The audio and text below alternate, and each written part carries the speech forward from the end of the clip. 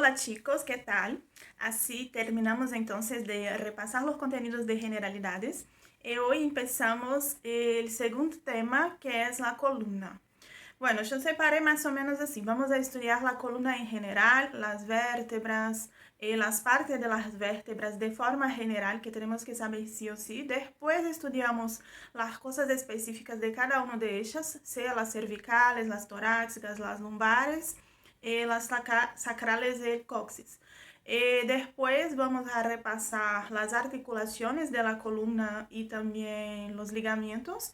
Y por último, los músculos del dorso. Es un montón de cosas. Me parece que esa primera parte de la parte general de la columna y de las vértebras alcanzo con 2 videos.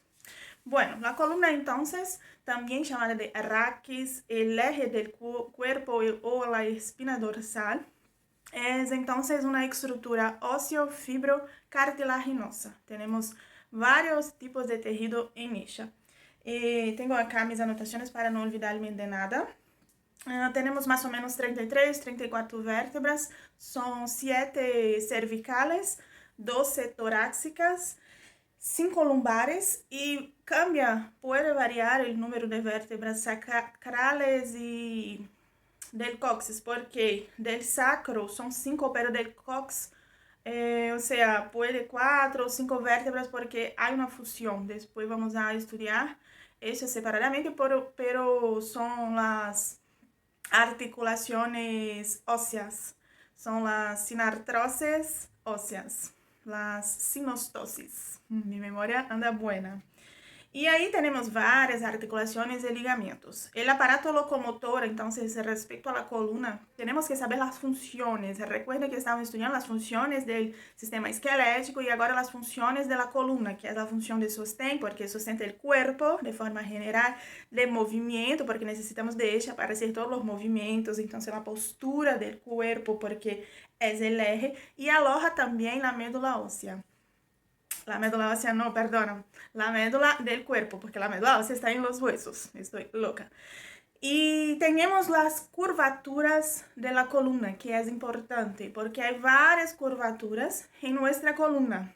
Entonces, hay una curvatura en la parte cervical, hay una curvatura en la parte torácica, hay una curvatura en la parte lumbar y hay una curvatura en la parte sacral.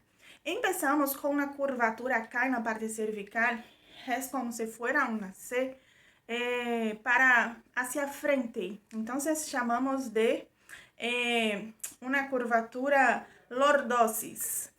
No sé cómo explicar para memorizar a esto, pero estaba mirando algunos videos de algunas clases y el profe decía como los lordes son importantes, por eso empiezan con eso. Y ahí recuerdo que siempre van a empezar con lordosis.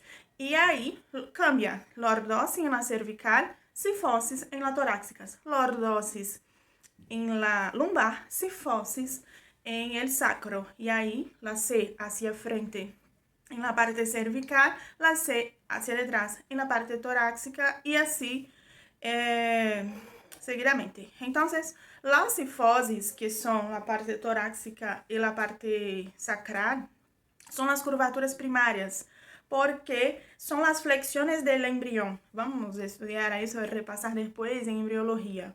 Y persisten en el adulto.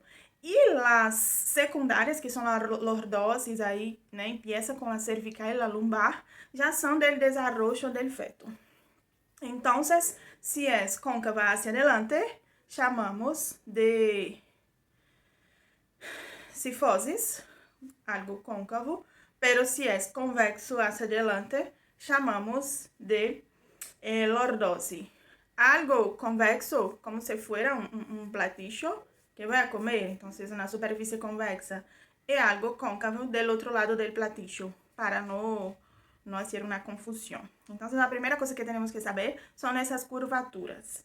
Después, entonces, de importante que la columna va a permitir todos los movimientos de flexión, de extensión, de lateralidad, de un poquito de rotación. Entonces, vamos a estudiar estos movimientos también. Y ahí, entonces, tenemos que saber las partes principales de las vértebras, porque ellas, así como una sucesión, van a formar entonces la columna. Y ahí tenemos todas las vértebras acá.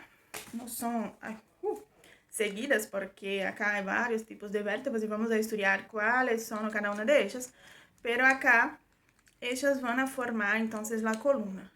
Cada tipo de vértebra, o sea, de la cervical o torácica o lumbar, hay sus tipos de especificidad. Por ejemplo, si miro acá esta vértebra, yo sé que es una vértebra cervical, porque hay un forame acá, hay el forame vertebral y hay el forame intervertebral, que solo las vértebras cervicales tienen.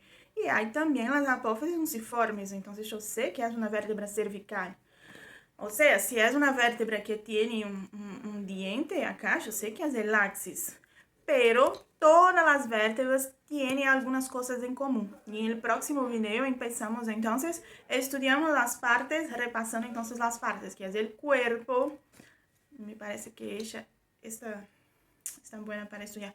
Todas las vértebras van a tener un cuerpo, vamos a tener las apófisis espinosas, vamos a tener las apófisis transversas.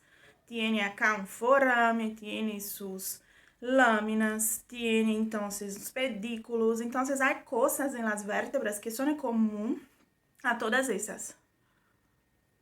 Y hay otras cosas que son específicas depende de dónde ellas están. Y ahí tenemos que saber sí o sí otras cosas, ¿dale?